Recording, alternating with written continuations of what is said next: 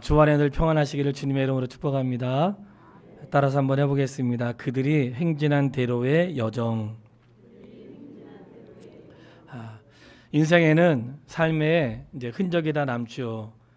오늘날 그 초본을 딱 띄워보니까 제가 어디에서 어디로 이사 갔는지 다 기록이 남아 있더라고요. 한 2장 정도를 꽉 채웠는데 결혼 전에도 이사를 많이 다녔는데 결혼하고도 한 10대 번 다닌 것 같아요. 근데 이제 지금은 이사 갈 일이 없죠. 인생에는 살아온 여정이라는 게 있습니다. 근데 여정이 있는데 그 여정을 지나는 동안에 혼자 하는 것이 아니라 우리 가족이 함께하고 또 우리는 믿음의 형제들이 그 여정 속에 함께하고 있고 이스라엘 백성들은 하나님이 함께 하셨습니다. 저희가 지금 신명기를 시작하지만 신명기의 시작과 민수기의 끝은 가나안 땅에 들어가기 바로 전, 요단을 건너기 바로 전에 모압 평지에 이스라엘 백성들을 다 모아놓고 모세가 마지막으로 그의 생애 가운데 설교할 수 있는 기회가 주어진 거예요. 그래서 민수기를 기록할 때에는 민수기의 끝은 지나온 시간들의 여정을 기록한 것이고 신명기 1장부터 기록된 내용은 이제 광야에 태어난 이스라엘 백성들의 2세, 최르급한 2세, 광야에서 20세 이상으로 전쟁터에 나가서 싸울 수 있는 사람들은 광야에서 다 죽었고 여호수아와 갈렙 외에는, 그리고 당시에 20세 이하와 그리고 광야에서 태어난 사람들에게 믿음의 조상들이 어떻게 살았는지를 설명하고 있고, 그리고 우리가 어떻게 여기까지 도착했는지를 말하면서 가나안 땅에 들어가면 어떻게 살아야 되는지를 모세의 마지막 설교가 신명기예요. 그러니까 신명기 전체는 모세의 마지막 설교예요. 아마 저도 마지막 설교라고 하면 피까지는 모르겠지만 뭔가 최선을 다해서 놓치면 안 되는 것들을 말하지 않을까 싶어요. 신명기 전체가 이스라엘 백성을 향한 모세의 마지막 설교고 모세는 가나안 땅에 들어가지 못했습니다.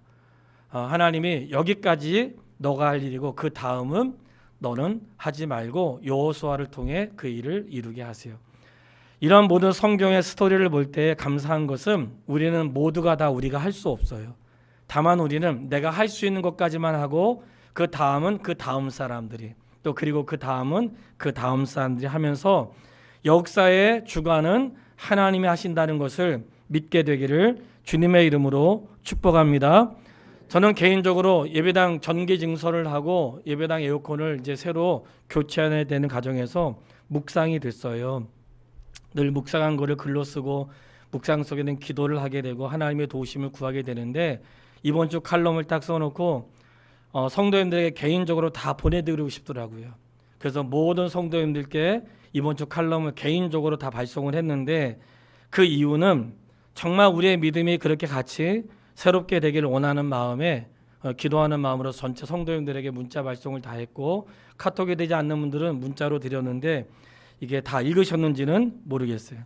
다만 제가 기도하는 가운데 예배당 전기를 증설할 때 저희가 전기가 몇 번 떨어진 적이 있어요. 그전에도 한여름과 겨울에 동시에 많이 사용하다 보니까 전기가 떨어져서 곤란했던 적이 있었고, 그리고 저희가 평균 예배당 그 전기 과정이 지역보다 평균이 그렇게 높지 않은데 저희는 한 번에 동시에 전력을 쓰다 보니까 그래서 많이 갑작스럽게 다운이 된 것 같아요.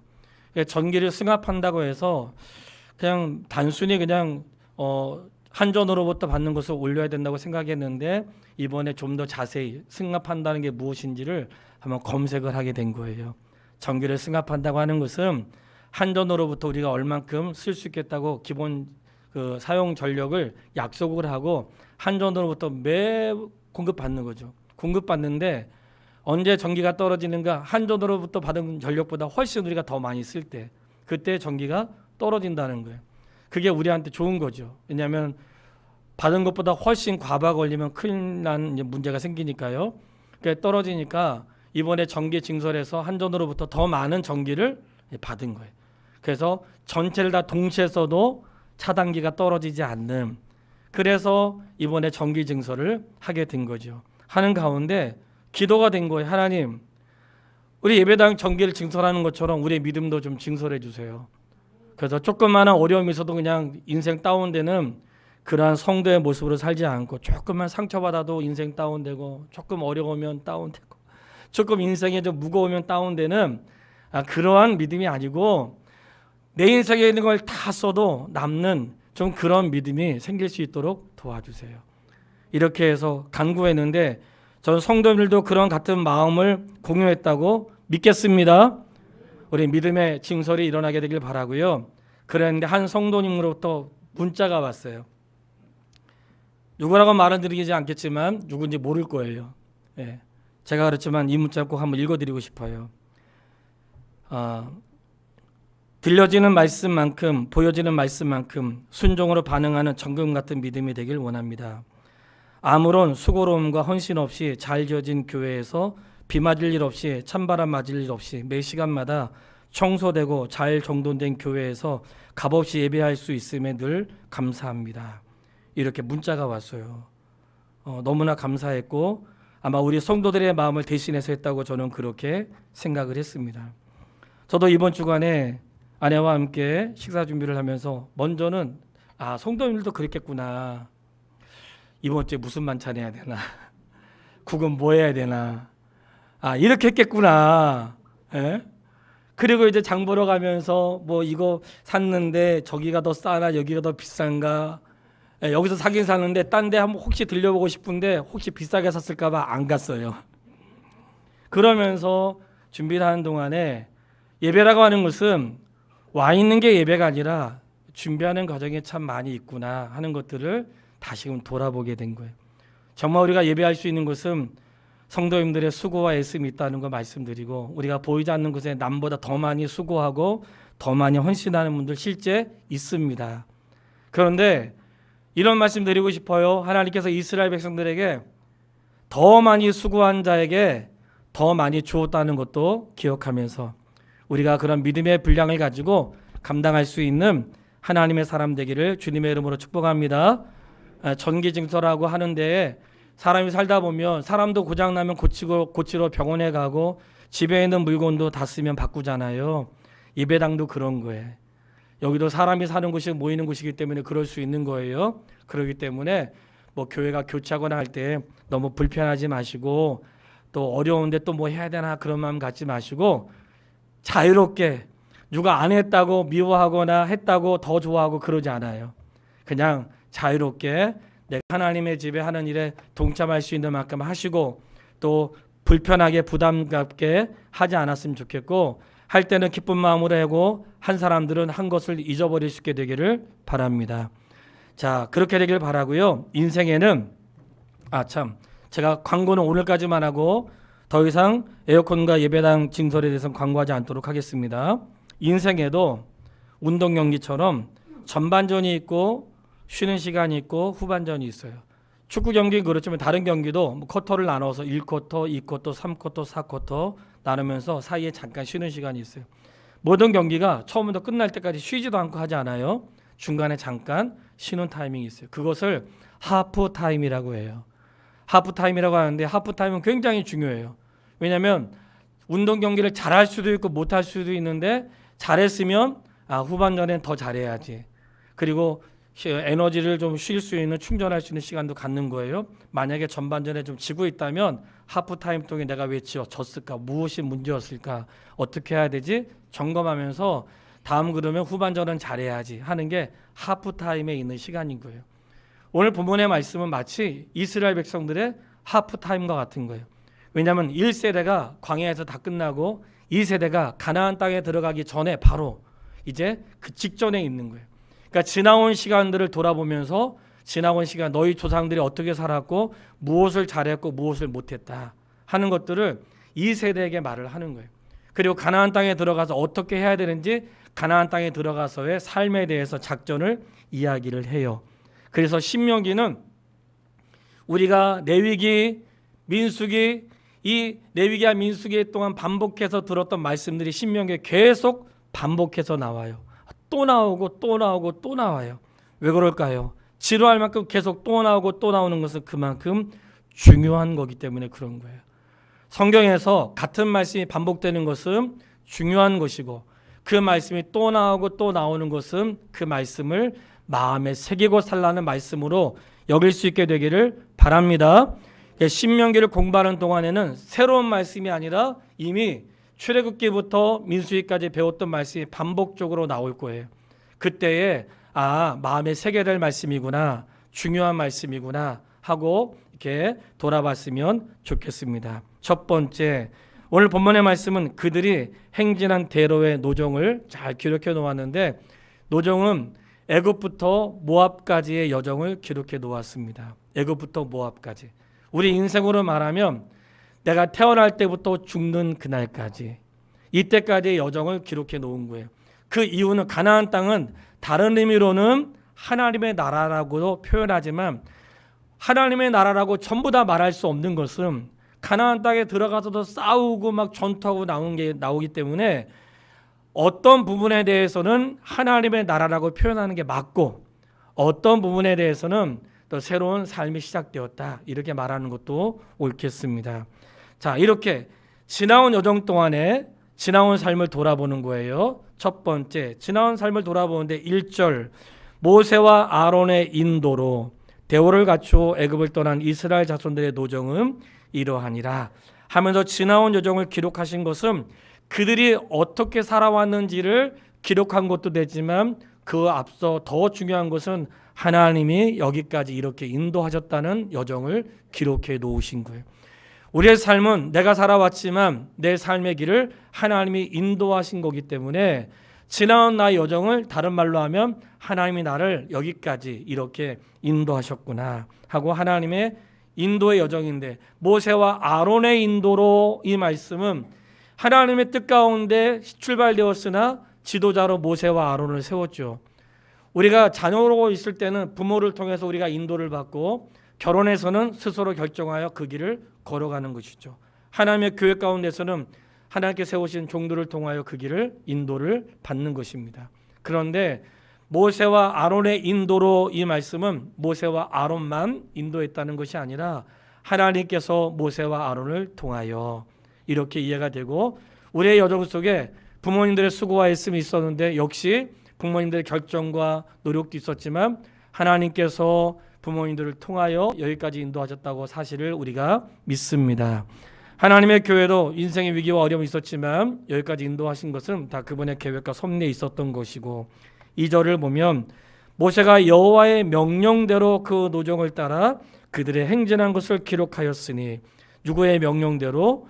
여호와의 명령대로라고 했으니까 그들의 모든 여정은 여호와의 인도하심이었다 하는 것들을 보게 되는 것입니다. 사랑하는 여러분, 인생의 역사는 과거로 끝나지 않고요, 지금 나에게 여기 역사하고 계십니다. 이스라엘 백성들에게 여기까지 인도하셨다는 것은 다른 말로 하면 앞으로도 인도하시겠다는 말씀이 포함된 거예요. 그러니까 앞으로도 하나님 인도하세요. 여기까지 인도하신 하나님은 앞으로도 인도하시는데 어떻게 역사가 출발되었는가? 3절을 다 같이 읽겠습니다. 3절, 그들이 첫째 달 15째 날에 라암셋을 떠났으니 곧 6월절 다음 날이라. 이스라엘이 애굽 모든 사람의 목전에서 큰 권능으로 나왔으니, 어떻게 나왔어요? 어떻게 나왔어요? 큰 권능으로 나왔는데, 큰 권능으로 어떻게 나왔는가? 애굽에서 출발했던 것은 하나님의 큰 권능이었다는 거예요. 우리가 예수 믿고 구원받은 것은 하나님의 큰 권능인 거예요. 내가 죄로부터 벗어나기를 시작했던 것은 하나님의 큰 권능이에요. 어느 날 내가 결심했어요. 그래, 결심했어. 내가 다시는 세상 가운데 살지 않고 하나님의 뜻대로 살 거야. 내가 결심했어. 나 앞으로 이렇게 살 거야. 이런 결심이 하나님의 큰 권능 가운데 이루어졌다는 거예요. 이스라엘 백성들의 애굽의 출발은 하나님의 큰 권능으로 시작되었고, 무엇이 크고 놀라운 일인가? 이스라엘 백성들의 애굽을 떠났던 사실이 크고 놀라운 일인 것처럼 우리가 내가 예수 그리스도를 내 인생의 주로 섬기면서 이제는 세상을 향하여 돌아보지 않고 주님을 향하여 출발했던 것은 하나님의 큰 권능과 능력이라는 사실을 기억할 수 있게 되기를 바랍니다. 성도의 믿음의 출발은 하나님의 큰 권능으로 시작된 것이고, 내가 죄에서 건진받은 것은 하나님의 큰 권능으로 출발했다는 사실도 기억할 수 있게 되기를 바랍니다. 자, 큰 권능으로 출발했는데 애굽에서 나올 때 어떤 일이 있었어요? 4절, 애굽인은 여호와께서 그들 중에 치신 그 모든 장자를 장사하는 때라. 여호와께서 그들의 신들에게도 벌을 주셨더라. 아멘. 하나님이 누구에게 벌을 주셨어요? 애굽에 있는 신들에게 벌을 주셨습니다. 성도여, 기억하세요. 하나님은 이 땅에 있는 신들에게 벌을 주는 분이세요. 이 땅의 신들에게 벌을 주시는 분이세요. 이 땅의 모든 신들이 하나님은 두렵지 않은 거예요. 왜냐? 다 하나님의 통제 아래에 있기 때문에. 하나님이 공중권세 잡은 자를, 사단을 공중권세 잡은 자라고 하는데, 하나님이 이길 수 없어서 힘이 약해서 놓는 게 아니에요. 하나님이 내버려 둔 것은 그들에게 속한 자들이 그와 함께 망하는 그 시간을 하나님이 기다리고 계시는 거예요. 그 하나님의 때를 준비하고 계시는 것은 하나님께서 그 가운데 구원받은 자, 구원을 받기로 선택받은 사람들이 구원 얻을 날을 기다리시는 과정인 거예요. 그렇기 때문에 뭔가 기다림이 있다는 것은 하나님 아직도 구원받아야 될 사람이 있구나 하는 것을 우리가 깨닫게 되기를 바라고, 이 땅에 있는 신들을 하나님이 심판할 그날이 있습니다. 지옥은 바로 이렇게 그들의 하나님을 대적하는 그 신들을 위하여 준비한 곳인데, 거기에 누가 들어가는가? 사탄과 더불어서 마귀들과 그를 따르는 자들이 들어가게 된다는 것. 그게 성경에 기록된 사실이고, 이 말씀을 기록한 것은 하나님만이 유일한 신이시고 하나님만이 유일한 구원자시고 하나님만이 만왕의 왕이심을 고백할 수 있게 되기를 바랍니다. 애굽을 나올 때 그냥 나온 거 아니에요. 거기는 모든 장자들을 죽이시고 애굽의 신들을 심판하시고 나오신 거예요. 하나님의 나라가 이루어지는 마지막 때에 어떤 일이 있을까요? 마지막 때에 심판이 있고 하나님의 사람들은 건짐을 받습니다. 이것이 복음의 진리라는 것을 기억할 수 있게 되길 바라고요. 자, 그러면 지나온 날을 돌아보면서 너희 조상들이 이렇게 살았다고 하면서 지난 날을 돌아보았어요. 자, 우리도 이스라엘 사람들의 삶을 돌아봐야 되는 것은 우리와 삶과 다르지 않기 때문에 그래요. 자, 그들의 삶을 돌아보면서 6절 이하에 나오는데 그냥 지나가면서 읽어드릴 거예요. 6절에는 애굽의 경계선을 넘습니다. 이제 애굽을 떠나 새로운 삶으로 출발하는 거죠. 그러려면 국경을 넘어야 돼. 우리는 이 세상이라는 국경에서 그리스도라고 하는 하나님 나라를 향하여 발을 내딛기 시작한 거예요. 성도님, 내가 주를 향하여 내딘 그 발걸음에 우리가 걷는 날에 좋은 날만 있지 않잖아요. 그 발걸음이 멈추지 않게 되길 바라고, 힘들고 어려워도 그 발걸음에 힘을 주시는 하나님의 은혜를 입게 되기를 바랍니다. 자, 출발한 인생이 어디를 통과했는가? 8절, 바닥 가운데를 마른 땅으로 지나게 하셨다는 거예요. 이 말씀을 잘 봐야 돼요. 바닥 가운데를 마른 땅으로 지나가게 하셨대. 바다를 마른 땅으로 지나가게 하셨다는 것은 질퍽질퍽하게 지나간 게 아니라 마치 걸어가기 통과하기 편하게 마른 땅으로 만들어 주었대요. 하나님과 함께 출발한 인생에 어떤 일이 있을까요? 길이 없는 것처럼 보이지만 길을 만들어 주시는 분이세요. 길이 없을지라도 길을 만드시는데, 하나님께서 만드시는 방법 가운데 한 가지는 이런 방법이 있어요. 누군가 숲에 한 사람이 지나간 거예요. 그러니까 작은 길이 생겼어요. 그 다음에 어떤 사람이 두 번째 그 길로 지나가요. 길이 없던 곳에 누군가 지나가는데, 지나가다 보니까 길이 생겨서 점점 넓어지고 원래 길이 있었나 보네, 이렇게 되는 거예요. 원래 길은 없습니다. 누군가 한 사람이 그 길을 시작했고 누군가 그 길을 다니면서 길이 놓여지게 됐고 길들이 생기게 된 거예요. 마찬가지예요. 인생의 길을 하나님께서 우리를 인도하실 때에 때로는 길이 없는 것처럼 보이지만 믿음의 사람을 통해 그 길을 걷게 하세요. 그리고는 그 길을 통과한 걸 보고 괜찮구나 하고 다음 믿음의 사람들이 그 길을 건너가게. 그러면서 계속해서 그 길이 넓어지는 거예요. 오늘 믿음의 삶의 길은 누군가 하나님이 앞에 선 누군가는 앞에 세우게 하세요. 아무도 시작하지 않은 일을 시작하는 믿음을 주세요. 아무도 가보지 않은 일을 갈 수 있는 용기를 주세요. 아무도 해보지 않은 일을 그분을 의지함으로 할 수 있는 기회를 주세요. 사랑하는 성도여, 그런 믿음의 사람이 되기를 주님의 이름으로 축복합니다. 아무도 도전해보지 못했고 아무도 해보지 않았던 것을 믿음으로 하는 사람이 있다는 거예요. 다만 여기에는 중요한 전제가 있어요. 그 다음에 나오게 되는데, 기브롯 핫다와라고 하는 것은 저희가 아는 것처럼 이스라엘 백성들이 가나안 땅에 정탐꾼을 보냈는데 정탐꾼이 돌아와서 원망과 불평해서 광야로 돌아가는 사건이잖아요. 그때에 하나님께서 하신 말씀이 있어요. 하나님께서 하신 말씀 뭐냐면 가나안 땅으로 올라가라는 거예요. 따라서 한번 해보겠습니다. 올라가라. 올라가서 얻으라. 이게 하나님의 최초의 말씀이에요. 너는 그냥 가나안 땅에 올라가. 그리고 올라가서 얻어. 이것은 마치 하나님께서 마치 준비해 놓은 것을 올라가서 그냥 너가 가지면 돼. 이렇게 말씀해 놓은 것인데 어떤 일들이 있냐면 12 정탐꾼을 보내서 우리가 그 땅이 좋은지 확인했으면 좋겠습니다 하고 말한 것은 하나님의 계획이 아니고 이스라엘 백성들의 계획이었던 거예요. 12 정탐꾼을 보낸 것은 하나님의 계획이 아닙니다. 하나님은 올라가서 취하라고 했어요. 믿고 가는 거예요. 근데 올라가기 전에 이 이스라엘 백성들이 두려운 마음이 있다 보니까 우선 올라가기 전에 저희가 정탐꾼을 보냅시다. 그 땅이 좋은지 올라갈 수 있는지 한번 확인하고 그리고 저희가 확인이 되면 그 다음에 뒤따라가겠습니다. 이렇게 방법을 누가 선택했어요? 이스라엘 백성들이 요청한 거예요. 하나님의 요구가 아니에요. 그런데 결과는 너무 좋았어요. 1장 25절, 신명기 1장 25절이에요. 신명기 1장에도 지나온 날을 말하고 있거든요. 신명기 1장 25절 말씀을 한번 다 같이 읽겠습니다. 신명기 1장 25절.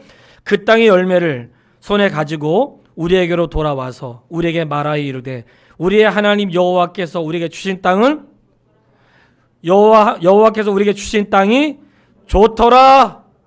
어땠어요? 좋더라. 여호와께서 우리의 땅이 주신 땅이 좋더라. 성도요, 하나님의 주신 땅은 항상 좋은 땅입니다. 하나님 인도하신 항상 좋은 곳이에요. 그들도 얘기해서 와 좋다 좋더라. 26절도 읽겠습니다. 26절. 그러나 너희가 올라가기를 원하지 아니하고 여호와 하나님의 명령을 거역하여. 여기에 그러나가 나왔네요. 왜 그럴까요? 그러나 좋은 건 사실인데 두려움이 생긴 거예요. 너무 좋은데 우리는 할 수 없어. 너무 좋은데 그 성은 크고 너무 좋은데 그 땅은 우리가 갈 수 있는 땅이 아니야. 그런 마음을 가졌어요. 이 마음은 하나님이 주신 마음이 아니고 그들이 그 땅을 보면서 생기게 된 거예요. 그래서 밴드에다 글을 쓰면서 이렇게 글을 썼습니다. 믿음은 노크가 아닙니다. 믿음은 돌다리를 두드려보고 걷는 길이 아닙니다. 믿음은 말씀을 신뢰함으로 그냥 가는 길입니다. 믿음은 상황이 아니라 하나님을 신뢰합니다. 이게 믿음인 거예요. 하나님은 가라 그랬어요. 그리고 이스라엘 백성들에게 뭐라고 말씀하셨냐면 나는 항상 너보다 앞서 행하고 너희가 어디에 쉬어야 되는지 언제 행진해야 되는지 어디로 올라가야 되는지 말씀해 주신다는 거예요. 이미도 그들이 올라가지 않아도 누가 앞서 가셨어요? 하나님 먼저 앞서 가셨고 항상 먼저 행하시는데 그들이 마치 하나님이 가지 않으시는 것처럼 우리가 먼저 가서 보고 먼저 그 땅을 확인하겠습니다 그랬단 말이죠. 그래서 그들이 올라가서 본 땅은 너무나 좋은 땅이었지만 할 수 없다고 생각했어요. 성도님, 우리가 기억해야 되는 것은 믿음은 세상을 거꾸로 보게 해요. 믿음은 세상을 거꾸로 보게 합니다. 그들은 들어가지 않고 먼저 확인하고 온 다음에 성이 너무 높아서 불가능하다고 했잖아요. 믿음의 사람들은 어떻게 반응할까요? 야, 이렇게 높고 견고한 성을 우리에게 주셨구나. 이렇게 생각한다고. 믿음으로 반응하지 않을 때는 야, 이렇게 높고 견고한 성이니까 우리가 할 수 없겠구나. 이렇게 생각이 되지만 내 안에 믿음이 충만하고 하나님의 성령이 충만할 때에는 그 견고한 성을 볼 때 두려움이 아니라 와, 이렇게 좋은 것을 우리에게 주셨네. 그런 마음이 생기는 거예요. 제가 기도원에 있을 때 토요일 날 기도원에 올라갈 때마다 마음에 다짐하기를 만인사령 올라가야 되겠다 이렇게 생각했다고 했잖아요. 한 3시간 정도 왕복 걸리기 때문에 생각을 했는데 그런 마음 갖고 있다 보니까 토요일 날 새벽에는 가까운 곳이라도 이렇게 좀 마음을 추스리고 기도하고 묵상하면서 시간을 보내야 되겠다 생각을 하고 토요일 날 아침에도 일찍 일어나가지고 비가 오기 전에 이 화성 행궁을 전부 다는 못 돌고 한 반 바퀴 정도 성곽으로 밖으로 돌았어요. 보통은 성 안을 돌거나 팔달산 위로 올라가는데 성 밖으로 도는데 좋았어요. 성 밖을 도는데 참 정말 잘 지어놨더라고요. 성을 만들어 놓은 사람들은 지킬 것이 있는 사람들은 다 성곽을 만들어 놨구나. 그렇기 때문에 뭔가 지키려고 하고 보호하려고 성곽을 만들어 놓았고, 화성도 작은 성이 아니에요. 아마 세계 여행을 하신 분들이 알지만 우리가 뭐 중국에 있는 만리장성만큼은 아니지만 화성 결코 작은 성이 아닙니다. 각 그 유럽 시대에는 다 자기의 성을 갖고 있었기 때문에 그 성에 비하면 화성 굉장히 큰 성이에요. 그런데 성을 둘러따른 것은 뭔가 지킬 게 있다는 거예요. 자, 그런데 묵상하면서 그렇게 성도들과 나누고 싶어요. 성도요, 우리도 지킬 것이 있는 사람들이에요. 오늘도 우리도 지킬 것이 있는 사람들, 우리는 무엇을 지켜야 되겠어요? 우리는 그리스도인으로서 지켜야 될 것이 있는 사람들이에요. 하나님이 경계선을 정한 것은 이유가 있어요. 제가 잠시 후에 말씀드릴 거예요. 어쨌든 우리는 지킬 것이 있어야 되는 사람들이에요. 마치 지킬 것이 없고 우리는 모든 사람과 평안한 것처럼 벽과 담을 세우지 않고 누구든지 오십시오, 누구든지 좋습니다, 어떤 생각도 난 다 받아들일 수 있고 어떤 누구도 다 만날 수 있고 어떤 것도 난 다 용납할 수 있고, 이거는 그리스도인의 삶이 아닙니다. 다 용납할 수 있고 다 수용할 수 있고 다 먹을 수 있고 다 할 수 있고, 그리스도인의 삶이 아닙니다. 그리스도의 삶은 용납할 수 없는 것도 용납하지 않고, 거절할 것은 거절, 품고, 세상을 품되 세상을 사랑하지 않습니다. 모든 사람들과 교제하지만 모든 사람과 함께 가지는 않습니다. 모든 사람과 만나지만 모든 사람과 동행하지는 않습니다. 이것이 바로 그리스도인이 세우는 성곽이라는. 왜냐, 우리에게는 말씀의 성벽이 있기 때문에 그래요. 말씀으로 진을 쳤기 때문에 말씀이 아닌 것은 우리가 언제든지 걸러내야 되는 삶의 자리가 있어요. 제가 학교 학생들을 멘토링하는 과정이 이번에 마쳤는데, 만남을 통해서 이제 아이를 수업이 마쳤어요. 짧은 시간이었지만 저는 좋았습니다. 후배들에게 뭔가 하나님께서 깨닫게 하신 걸 나눌 수 있다는 것이 너무 좋았는데, 한 자매가 얘기하더라고요. 목사님, 제가 사귀는 친구가 있는데 그 친구가 하나님을 알지 못하고 그냥 불신앙이고 교회 가면 너만 가, 막 이렇게 얘기했다는 거예요. 앞으로 어떻게 해야 될까요? 그래서 제가 물었어요. 그냥 사귀지 마라. 제가 200 며칠, 290 며칠 사귀었는데요, 이제라도 방향을 바꾸는 게 좋겠다. 그래서 제가 중심을 얘기했어요. 그 말은 너가 할 수 있으면 괜찮은데 사람은 잘 바뀌지 않고 아직 너는 결혼하지 않았으니까 인생의 기준이 필요해. 그리고 앞으로는 너가 좋아하는 사람 말고 주님이 좋아하는 사람을 찾아봐. 하나님 분명히 만나게 하실 것이고 그렇게 동행할 수 있도록 길을 열어주실 거야. 그렇게 하고 제가 그 아이를 권면했거든요. 왜냐하면 이스라엘 백성들이 방향을 돌려서 광야로 가게 된 사건은 왜 그랬을까요? 하나님의 말씀에 신뢰하지 않았기 때문에 그래요. 그들이 방향을 돌아서 광야 38년의 세월을 시작하게 된 것은 시작은 하나님이 한 것이 아니고 그들이 하나님을 믿지 못한 불순종의 시간들이 찾아왔기 때문에 광야에 돌아가서 38년의 시간을 지냈어요. 그때의 그 상황들이 마치 오직 믿음으로 구하고 조금도 의심하지 말라. 의심하는 자는 마치 바람에 밀려 요동하는 바닷물결 같으니. 어디에 밀려요? 바람에 밀려 요동하는 바닷물결 같으니. 바람에 밀려 요동하는 바닷물결 같으니. 믿음이 없는 사람은 기준이 없으니까 바람에 밀리는 거예요. 기준이 없으니까 세상 유행에 밀리고, 기준이 없으니까 누가 하고 싶으면 하고 싶고, 누가 하기 싫으면 나도 안 하고, 누구 따라가고, 친구 따라 강당하는 거 아닙니다. 의심하는 자라고 하는 것은 내 인생에 기준이 없으니까 바람의 기준인 거야. 바람 불면 밀려가고, 바람 나가면 밀려나가고. 성도요, 성도는 그런 기준 없는 삶으로 사는 자들이 아닙니다. 우리는 바람 불어 사는 자들이 아니라 말씀 앞에 견고하게 사는 인생이라는 것을 기억할 수 있게 되기를 바랍니다. 우리에게 인생의 방향 전환은 없는 거예요. 이제 표를 향해 달려갈 수 있는 하나님의 사람 되시기를 바라고, 말씀이 내 삶의 방향이고 말씀의 길이고 말씀 앞에 돌아서지 않게 되기를 바랍니다. 살다 보면 어려울 수 있어요. 견디기 어려울 수 있습니다. 쉬었다 가세요. 소나기는 피하고 지나가라고 했잖아요. 인생에 소나기가 오면 못하겠다고 생각하지 말고 잠깐 쉬세요. 멈추세요. 그리고 소나기 지나가면 다시 용기를 내세요. 이거는 모든 사람에게 다 똑같아요. 우리 여기 나와 있지만 우리 중에 멀쩡한 사람 한 사람도 없습니다. 다 돌아보면 인생에 소나기 맞았고 인생에 넘어짐이 있었고 아픔이 다 있는 사람들이. 그러나 그 앞에 그거 왔다고 거기에 밀려 요동하지 말고, 창피하다고 부끄럽다고 누가 보면 어떡하냐고, 그런 건 인생에 아무것도 아닌 거예요. 진짜 부끄러운 것은 내 영혼이 주님 앞에 서 있지 않는 거예요. 성도님, 바라는 것은 더 이상의 내 인생의 방향을 광야로 돌아서지 말고 표대를 향해 나갈 수 있는 하나님의 사람 되기를 주님의 이름으로 축복합니다.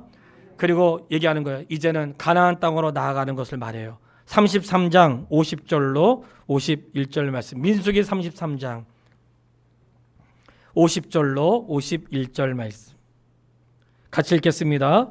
여리고 맞은편 요단 강가 모압 평지에서 여호와께서 모세에게 말씀하여 이르시되 이스라엘 자손에게 말하여 이르라. 그들에게 이르라. 너희가 요단강을 건너 가나안 땅에 들어가거든. 자, 이제 지금까지는 인생의 전반전에 너희 조상들이 어떻게 살았고 살아왔던 삶을 이야기한 거. 그러면 이제는 이 모압 광야 앞에서 가나안 땅에 들어가기 전에 너희가 들어가거든 어떻게 해야 되는지를 말씀하세요.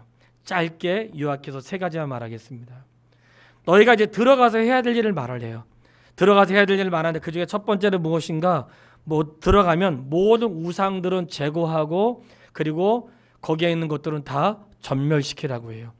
들어갔을 때 모든 우상들, 그 당시에 살았던 사람들 섬겼던 것들 다 제거하고, 우상의 흔적들, 산당에 있는 것들을 다 제거하고, 미신적인 행위들을 다 제거하고, 살았던 삶의 방법들을 다 제거하고, 심지어는 사람까지도 다 정리하라고 해요.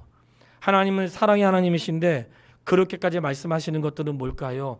같이 갈 수 없는 사람이 있다는 걸 말하는 것이고, 예수 믿는 사람이 믿지 않는 자들에게 영향을 줘야 되는데 이건 거꾸로 돼가지고 믿지 않는 사람들 영향을 수도 없이 받으니까 애초부터 남겨두지 마라 이렇게 말씀하시는 거예요. 성도님, 내가 그리스도 예수를 믿는다는 것은 앞으로 주의 길을 가려고 결심한 사람들 생각하세요.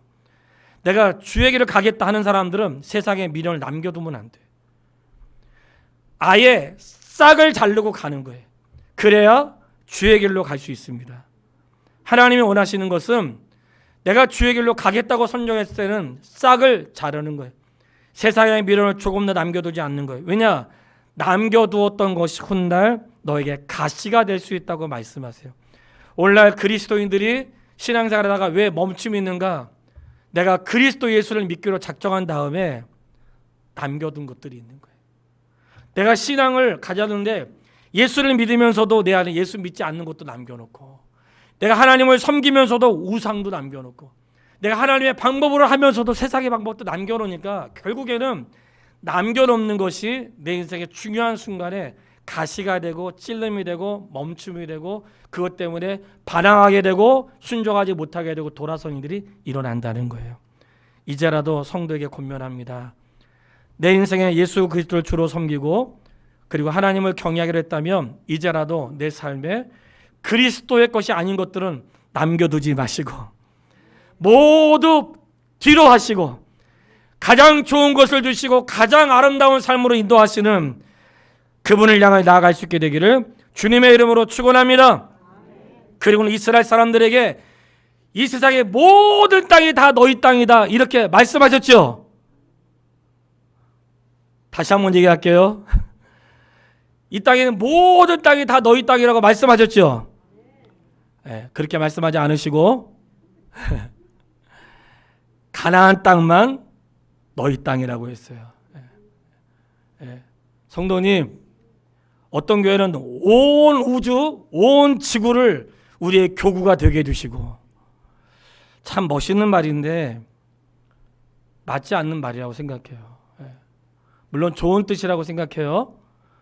온 땅을 다 주지 않으시고 가나안 들어가기 전에 얻었던 땅과 가나안 땅을 얻으신 후에 주께서 34장 3절 말씀, 34장 3절을 보면 너희 남쪽은 하면서 34장 6절은 서쪽 경계는, 7절은 북쪽 경계는, 10절에 동쪽 경계는, 그러면서 동서남북 사방의 경계를 딱 정해놓으셨어요.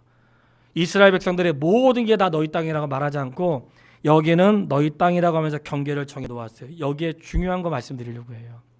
자, 들어가서 모든 걸 제거하고 남겨두지 말고. 두 번째는 경계를 정해 놓으셨는데 왜 경계를 정해 놓으셨을까요? 그 안에서 살라는 거예요. 욕심 부리지 말고, 지나친 욕심 부리지 말고 하나님이 주신 그 안에서 감사하며 만족하며 즐거워하며 예배하며 살라는 거예요. 경계를 정해 놓으신 것을 다른 말로 하면 이 경계 안에 있는 것을 보호하고 경계 밖으로부터 자신을 지키고, 그리고 경계 밖으로 나가지 말라고 하시는 주님의 사인인 거예요. 경계 아니라고 하는 것은 어떤 마음이 있는가? 우리는 그리스도 예수 안에서, 할렐루야, 그리스도 예수 안에서 사는 거예요. 성도의 삶은, 성도의 삶의 경계선은 어딘가? 예수 그리스도 안입니다. 그게 우리 성도의 경계선인 거예요. 예수 그리스도 안에 사는 것이 성도의 경계선이에요. 자, 그 땅을 우리의 기업으로 주셨습니다. 기업으로 주고는 이 기업이 너희의 영원한 기업이 될 것이다, 이렇게 말씀하셨어요. 나의 영원하신 기업, 생명보다 귀하다. 나의 영원하신 기업. 세상은 영원한 기업이 아니에요. 세상은 잠깐 동안 기업이고 그 다음 자녀가 기업이고 그 다음 누가 기업인지 모르지만 잠깐 동안 있는 거예요. 성도님, 세상에 있는 기업에 목숨 걸지 마세요. 내 평생에 주께서 함께 살아셨다면 내 자녀도 그들의 평생에 부모가 남겨준 것으로 사는 것이 아니라 하나님이 그들의 생애를 살아가게 하신다는 사실도 의심하지 않게 되기를 바랍니다. 영원한 기업은 하나님의 나라라는 것을 말씀하시면서 영원한 기업에 머물게 하시는 것이 하나님의 방법이었어요. 결론입니다. 자, 이렇게 우리에게 영원한 기업을 주셨고 그 나라에 살게 하셨어요. 이제 성도가 해야 될 일은 한 가지인데 그것은 무엇인가? 이제 힘써 우리에게 행하신 것들을 살아가면서 평생 사는 날 동안 이곳에서 마음이 떠나지 않도록 늘 마음을 준비할 수 있게 되기를 바랍니다. 이 좋은 것들을 자녀에게 끊임없이 말하고 알려서 자녀로 하여금 살아갈 수 있도록 격려하고 용기를 줄 수 있게 되기를 바랍니다.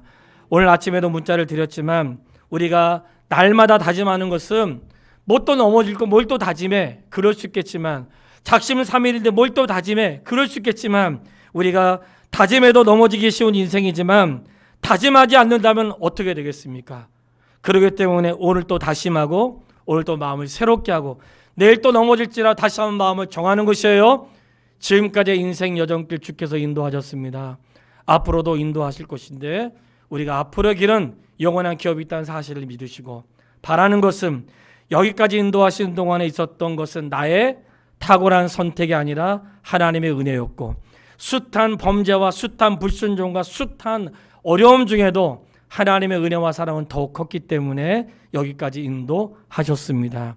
이 사실은 앞으로도 내가 때로는 넘어질 수 있고 실수할 수 있고 안 될 수 있으나 하나님 나를 반드시 인도하십니다. 약속의 땅으로 인도하시고 영원한 기업으로 인도하시니 성도님 실족하지 마시고 멈춤이 있을지라도 나를 인도하시는 그분을 신뢰하면서 승리할 수 있게 되기를 주님의 이름으로 축원합니다. 찬송가 384장 같이 드리겠습니다. 따로 말씀을 드리진 않았는데 찬송가 384장 드리시고 우리 기도하고 축도를 마치겠습니다. 나의 영원하신 나의 갈 길 다가도록 찬송가 384장 찬양하겠습니다. 3절은 일어나서 하겠습니다.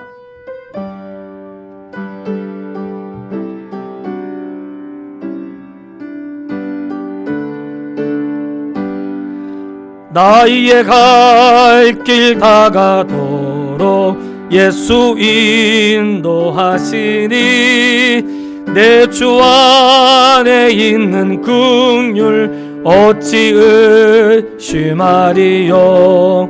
믿음으로 사는 자는 하늘 위로 받겠네. 무슨 일을 만나든지 만사 형통하리라. 무슨 일을 만나든지 만사 형통하리라.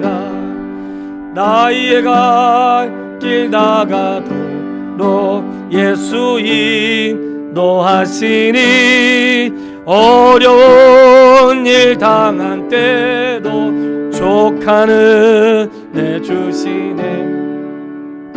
심히 고단하고 영혼 매우 가라나 나의 옆에 반석에서 샘물 나게 하시네.